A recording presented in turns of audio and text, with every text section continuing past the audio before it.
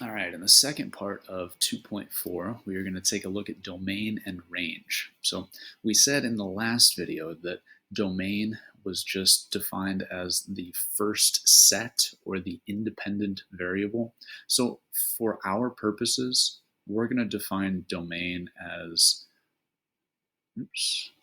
all of the x values that a graph reaches.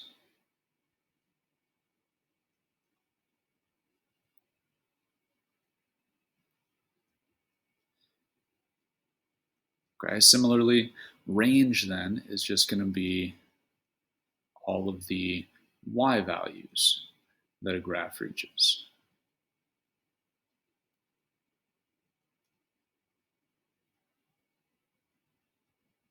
Okay, so now we can find domain and range of a relation given lots of different types of information. Okay, so first, let's take a look at the domain and range from a set of points. Okay, so first from a correspondence diagram, then from a table, and then just a list of points. Okay, so the domain, right, all of the input values or the x values here for this correspondence diagram would be w, x, y, and z. Okay, so the way that we're going to write this out, if we just have a list of points, we're going to say domain, and then we're going to use these curly brackets. So w, x, y, and z are all of the elements in my domain. Same idea for the range. Okay, we're going to say the range is 1, 2, 5, and 7.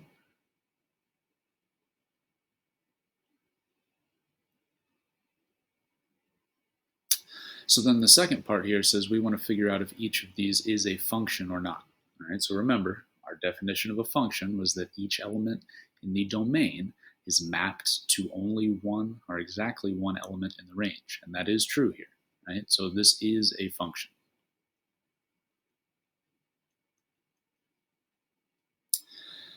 So for our table example here, go through the same thing, write out domain, and the elements of my domain are 2, 5, 7, and 8. And if we have numerical values, right, which most of the time we will, we want to make sure that we are listing them in order, right, from least to greatest. The range then, I've got 3, 3, 3, and 9. If I have something show up more than once, okay, in either my domain or my range, I only need to list it one time. So my range here only consists of 2 elements. My range would be 3 and 9. All right, now, again, to determine whether this is a function or not, we want to see is each element in the domain mapped to exactly one element in the range? And yes, it is. Okay, remember, we can have the same element in the range show up as long as one element in the domain is not being mapped to different elements in the range. So this is a function. And our final example is just this list of points. Okay, so my domain, let's see, we have 2, 3, 4, 4, and 7 for my x values. So my domain is going to be 2, 3, 4, and 7. My range then is all of the y values. So that's going to be 0, 6, 0, -3, -1. So again, remember, we want to list those in order. Right? So of those elements, -3 is the smallest. Then -1, then 0 shows up twice, so I only need to list it once, and then 6.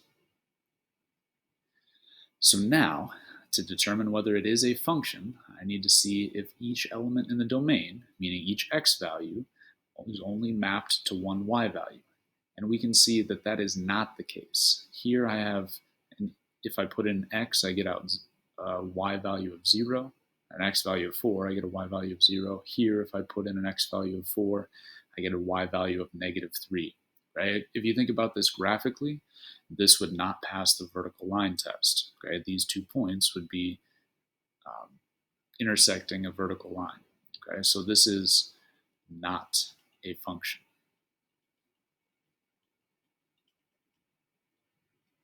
right? So domain is all the x's, range is all the y's. Let's take a look at this idea from an equation perspective now. Okay, so first, things that could restrict the domain of an equation. Right? Most most functions, right? If we just have a polynomial or a linear function or something like that, the domain is all real numbers, right? We can plug in any x value and we would get out a y value.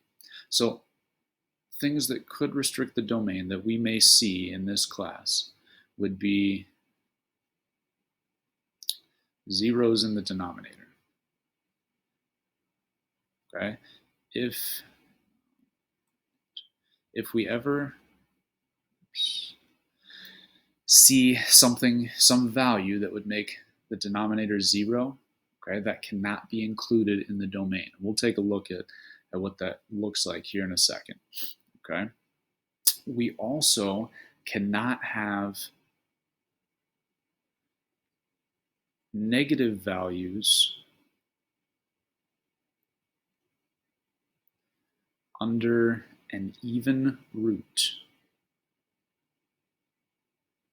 So even root would be square root or fourth root or sixth root or eighth root, right? So we just can't have negative values under an even root, right? We can have 0 though. We can take the square root of 0 or the fourth root of 0. That would just be 0. The final one, which we will actually look at in a later chapter, is 0 or negative values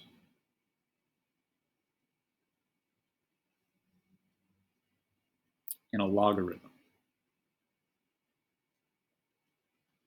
Okay, so we're not going to take a look at this one in this chapter, but we will in a later chapter. So these are really the 3 things that we're going to look at in this class, and these 2 are ones that we're going to look at in this section.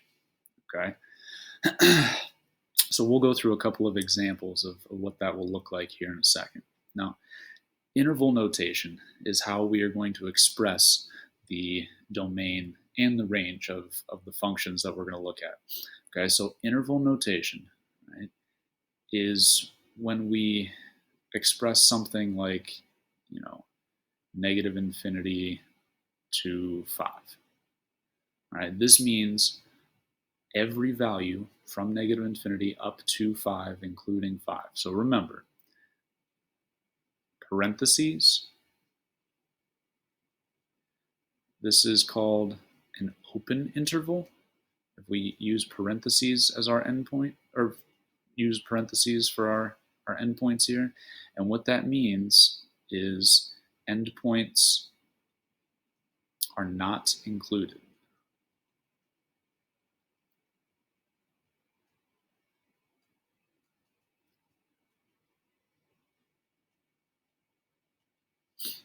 Right? Brackets,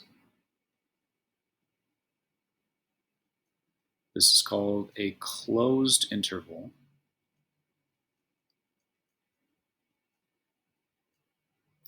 And this means that endpoints are included.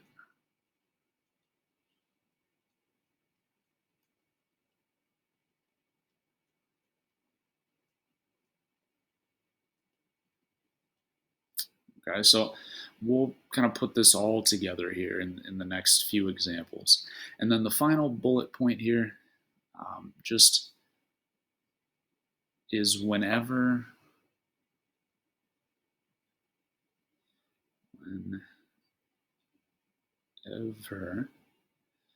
negative infinity or infinity are involved in our interval notation,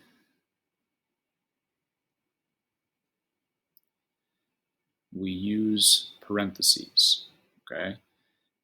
Always using parentheses whenever negative infinity or infinity are included. That is because we can't include infinity, okay? Infinity is an idea, it's not a number. All right, so let's go through a few examples here. In this first example, we have the function 3x plus 7. Okay, that's just a linear function. Okay? It would be a line that goes on forever in both directions. So there is nothing here. There's no denominator, there's no root. There's nothing that would restrict this domain. So the domain is just negative infinity to positive infinity. Okay. Now we always start with the smallest value. Okay, always starting with the smallest value, so negative infinity, and then we are working our way up to positive infinity. So whenever we're using interval notation, least value to greatest value. So in the next one, we have a denominator. Whenever we have a denominator, we want to find the values that would make the denominator 0 and exclude those from our domain. So what we're going to do, okay, this one is probably pretty easy to just see that negative 5 would make the denominator 0, but I'm going to go through this process of saying the denominator cannot equal 0. So I'm just going to take the entire denominator and say it can't equal 0, and then solve this for x. So I would subtract 5 over and say x cannot equal negative 5. So what that means is we want to include every single value, every single x value in our domain except for negative 5.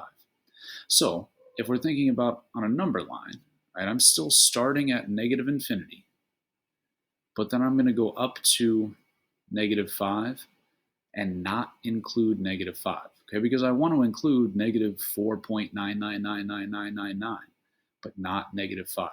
All right, so this is the way we're going to exclude that. We're going to put a parenthesis here, and then a big old U. Okay, this is our union symbol when we're talking about interval notation. So if I'm just excluding a single value, I'm going to pick right back up with that value, and then I'm going to go on to positive infinity. Okay, so my domain here is everything except negative 5. So this is how I would express that in interval notation. All right? Negative infinity up to negative 5, don't include negative 5. Union, don't include negative 5. I'm starting there and going up to positive infinity. All right? In the next example, we have something similar, right? But I have a quadratic in the denominator. It's going to be the same idea, though. Okay? I want to say, well, x squared minus 4x plus 3 can't equal 0. Okay, and solve this. Well, we can x factor here, right? I want two numbers that multiply to positive 3 and add to negative 4. Well, that would be negative 3 and negative 1. Right? So this would factor into x minus 3 and x minus 1. So what we're going to say, x minus 3 cannot equal 0, and x minus 1 cannot equal 0. Add the 3 over, we get x cannot equal 3. Add the 1 over, x cannot equal 1. So I have two values that I'm excluding from my domain here. Right?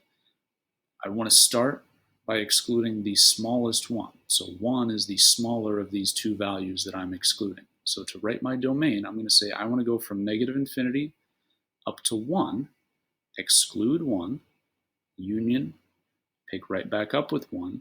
But now since I'm excluding a second value here, I'm only going from 1 to 3. I'm going to skip 3, union, then pick back up with 3 up to infinity. So this would be my domain of this function. Okay, there's two values that I can't have. Whenever we're dealing with a square root then, okay, I just want all non-negative values. So whenever we have a square root or a fourth root or a sixth root, any even root, I'm going to take everything that's on the inside, so x plus 6, and say that has to be greater than 0. okay? Because I want every value here that makes this um, positive or 0, right? So actually greater than or equal to 0. And then I want to solve this inequality for x. So all I would need to do here is subtract 6 over, and I'll get x has to be greater than or equal to -6. So I need to think about how to turn this into interval notation. All right? So if I want all values greater than or equal to -6, -6 is going to be my starting point. And I can include -6. So I'm going to use a bracket and say I'm going from -6 up to infinity, but then always a parenthesis around infinity. So my domain for this function is -6 up to infinity. In my next one, I actually have a square root and a denominator. So I have to incorporate both of those ideas to find the domain here. Let's start with the square root. Okay, so I want to say whatever's on the inside of the square root has to be greater than or equal to 0. So I'll just add the x over, and I'll get 1 has to be greater than or equal to x. We can flip that around, though, and say x is less than or equal to 1. So this is, we know that 1 is the greatest value, and then I want everything less than 1 for my x's. Then we want to take the denominator here and say, well, that can't equal 0. So I would add 4 over and say x cannot equal 4. So if we think about what we have here, x is less than or equal to 1, and x can't equal 4. Well, this actually doesn't factor in then, because I know I can only have values less than or equal to 1 in the first place. So my domain is just going to be, so if I'm talking about less than -1, I'm going from negative infinity up to 1, and I am including 1. Right? This would be the entire domain of this function. Right? The final example here, we have a square root in the denominator. Okay, so whenever we have something in the denominator, it can't equal 0. So whenever we have a square root, we want to say, well, whatever's inside of the square root has to be greater than or equal to 0. But here, since we're saying it's in the denominator and it can't equal 0, I'm just going to find where what's inside the root is greater than 0, okay? Because it can't equal 0 since it's in the denominator. So add my 8 over, and I get x is greater than 8. So writing that in interval notation,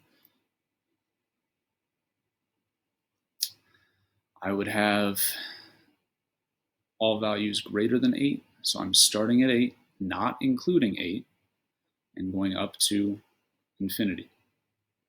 Right? This would be my domain for this function. So the last idea then is looking at this from a graphical perspective. Right? Now, when we're looking at this from a graphical perspective, we need to make sure that we are describing the domain from left to right and the range from low to high. So the domain of this, all of the x values that this graph reaches, well, the smallest x value is -3, and then the greatest x value that this graph reaches is +2. So my domain is going to go from -3 to +2. Now on the graph, my endpoints are solid dots. That means we are including those endpoints. So I'm going to use brackets when expressing my domain here. Similarly for the range, the smallest y value that we reach is -3. And then the greatest y value that we reach is +4. And again, we have closed endpoints, so those values are included in my range. All right, let's try one more. This one we have kind of a broken up graph. So again, we still just want to think about, well, what's the smallest x value? So it looks like I'm at -3 for my smallest x value here. That is an open dot. So that endpoint would not be included. Then I'm continuous, I keep going until I get to this x value of 1, okay? And then I have a break. So I'm going to say, well, the first part of my graph goes from -3 up to an x value of 1. That 1 is included. And then since I'm skipping some values, I'm going to have to use a union here. Then my next part starts at an x value of 3. That is an open dot, so that would not be included. And this piece is going off to infinity, right? We've got our arrow. So it's going to infinite x's and always a parenthesis around infinity. Okay, so this is how I would express the domain of this graph. The range then, we would just want to start with the smallest y value. So that would be right here at -1. That is a solid dot, so that is included. Then I'm going up to here, and I have a break in the graph. So +3, and that is included. So that would be a closed parenthesis. Then I'm going to union with my next part of the graph. This picks back up at a y value of 4 with an open dot. So that'll be a parenthesis. And then again, this is going to infinity. So my final y value, it's not a value, infinity is an idea, will be in infinity here. So this would be how I express the range. All right. So this whole lesson is about domain and range. That's what the homework is going to be about. So you can get started on that if you would like, but we will work on that in class. The final question is going to pop up asking you if you have any questions.